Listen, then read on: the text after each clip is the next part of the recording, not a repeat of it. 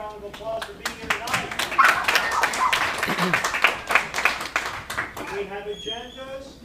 We have leaflets for our Medical Marijuana Week and our big demonstration. Please be sure you get them. If you're not on our email lists, please sign up over there. Thank you. We have some great sandwiches, chips, and drinks back there. Please get the book at a great discount price if you want to get one. $10. So, without further ado, I want you to give a big round of applause for our speaker tonight, Clint Werner.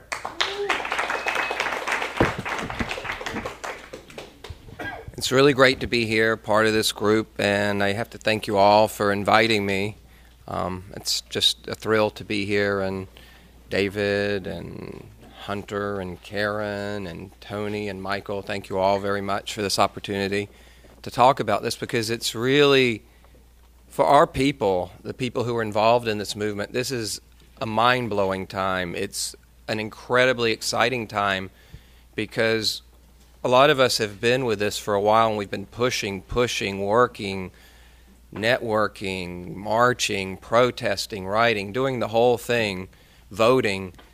And what's really amazing is we've been doing it because we knew that marijuana, cannabis, has some really profound effects for people who are ill. And what's amazing is as we've been doing this, the science has been coming up behind us, sort of like a freight train, and now it's catching up with us. And the great news is that science is on our side. For years we've been told that the effects of cannabis are terrible and harmful and degenerate. But now this really enormous body of science that's only been generated in the last 10 to 12 years is just coming at us, and it's coming up behind us, and it's working with us, and it's going to push us forward, and it's really going to push us, I think, into a state of legalization and safe access. I don't know exactly what it's going to look like, how it's going to play out, but I know that this body of data is going to be what really gets us across the finish line. And what I want to talk about tonight is what the science is telling us, and that's why I wrote my book, Marijuana Gateway to Health, because the science is so profound and it's so overwhelming, and it's building and building, and it's only going to get stronger, and we need to know how to talk to people about this science and to explain it to them and let them know that everything they've been convinced of against cannabis, against marijuana, is wrong. It's really been laid to waste by serious scientific research. So I'll just start out giving a little bit of a background about how all of this plays out in terms of science and health. So essentially how we got to here from there is, I'm sure all of you know the story of the prohibition of cannabis. I'm not going to go through all of that with Anslinger and the AMA standing in opposition and the Marijuana Tax Act, and then the AMA giving up marijuana from the pharmacopoeia about 42. And then there was this whole dead period where marijuana was just dope, and the government worked to sort of lump it together with heroin and cocaine, and it was all seen as dope, what terrible people used in back alleys, and nice, wholesome people didn't use it. And the whole previous history of cannabis medicinals was sort of forgotten and just disappeared until the early 60s. And it's really interesting how these paths sort of came together, because Raphael Mechoulam in Israel decided that someone needed to find out how cannabis functions in the human body, how it produces its psychoactive effects. And at the same time, there was a revival of popularity among young people, actually really a sparking of popularity among sort of middle-class, white young people, because previously it had been most popular in sort of subcultures, the use of cannabis, the jazz society and the migrant Mexican laborers, they frequently used it, and that was one of the ways it was demonized. But it started to make inroads into the larger middle-class culture in the 60s. So the science was coming along because Raphael Mechoulam in 64 found THC, the molecule that we know and love, that causes the wonderful medicinal and euphoric effects associated with cannabis. So that was the first time it had been isolated and identified as the active ingredient. And he was a little surprised it was just this one molecule that really had the psychoactive effects. And he also found CBD, another cannabinoid molecule, and some others, and he was working in that field.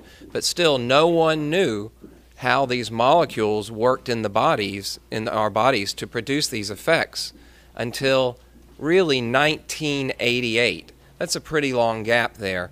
But in 1988, Alan Howlett, a researcher, she found that she had labeled a cannabinoid with a radioactive element and then followed it through a rat and found that it docked in a certain location in a rat's brain. And that indicated that there was what we now know is the cannabinoid receptor, that we have receptors in our brain that receive the molecules that are known as cannabinoids. And further research found that these receptors, and they found another one, this was the CB1 receptor, but then they found a CB2 receptor, and that these receptors are expressed throughout our bodies, through essentially every organ system and pretty much most tissues in the body. And this was kind of a surprise because researchers sort of thought it was primarily in the central nervous system. So these receptors were found and were mapped throughout the body. And what this told the researchers is that there must be some chemical in our body that works on these receptors, because we don't have these receptors in hopes that people will encounter a cannabis plant and get the reaction from that. So they began studying and looking, and Mechoulam found what was labeled anandamide, and it's sort of the body's own equivalent, in a sense, or corresponding molecule, similar molecule to THC. And so this molecule was found to be produced in the body and work on these receptors throughout the body. And it's pretty amazing because now we know that from the research that followed this discovery of these receptors, we know what the activity of these receptors is. And I'm happy to tell you what the activity of these receptors is to maintain a healthful homeostatic condition in the body, a dynamic, vital condition in the body.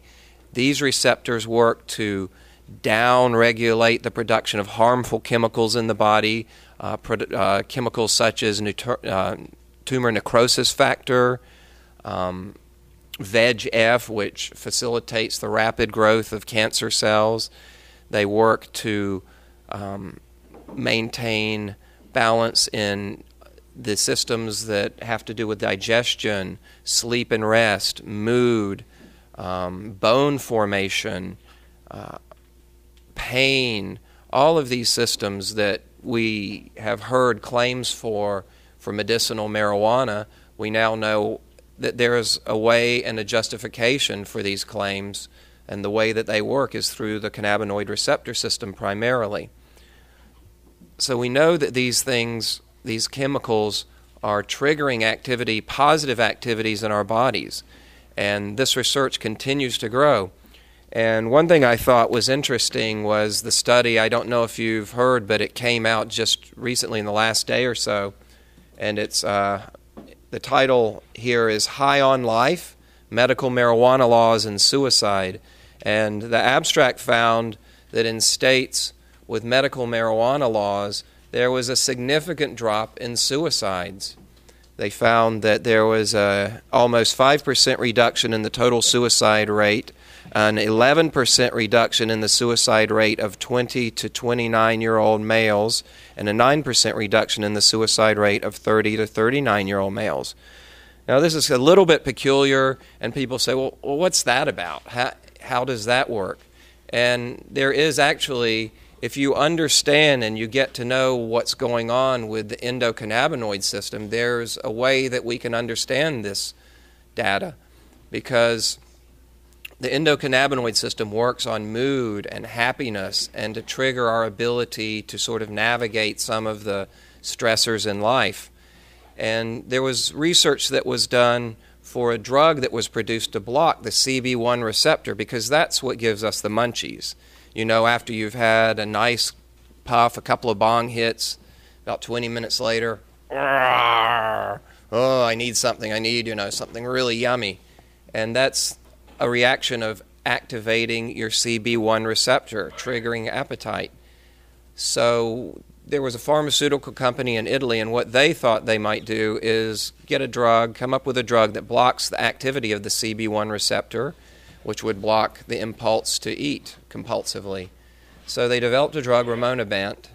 They used the... we'll hold on for a minute. Okay, so they developed this drug, Ramonabant, to block the receptor to suppress appetite, so thinking that it would be a good drug for people who suffer from obesity and compulsive overeating. What happened was it was a disaster. Blocking the CB1 receptor caused panic attacks, mood swings, depression, suicidal tendencies, and actually 2 of the subjects in the studies committed suicide. Yeah, it was a really terrible thing. There was also problems with digestion, vomiting, diarrhea, impotence in men, accidents. There was a significant increase in accidents, falls, contusions. It threw people's sense of balance and coordination off. So what this is telling us is that we really need to have our CB1 receptors nourished and fed, and that we produce these chemicals in our body to do this activity, to nourish these. But when we take in cannabinoids through ingesting marijuana, eating, vaporizing, smoking, taking tincture, what we're doing is we're getting supplemental cannabinoids that really trigger positive reactions in our body by supplementing our cannabinoid system. And the evidence for this is really remarkable because it ranges from really profound evidence that these reactions can suppress the development of cancer cells, the viability of cancer cells, the growth into tumors, the spread of the cancer cells. And what's really also interesting is that some studies show that it's not only with regard to cancer through these cannabinoid receptors that THC and CBD work, but that they actually, when there's been studies where they've blocked the receptors and there's still reactions. So THC especially seems to work on just a biochemical level to attack cancer activity in the body and tone it down and block the viability of cancer cells. Also encouraging, excuse me, is the evidence that shows that cannabinoids work really powerfully to protect our brains from the damage that is associated with Alzheimer's disease and other neurological ailments. Was a study from Scripps Institute, which is down in La Jolla, and it found, and I'm going to paraphrase, but this is pretty close to what the spokesperson said, that they said, we don't want to be in the position of recommending that people use illicit substances, but there's nothing available that is as effective for stopping the development of Alzheimer's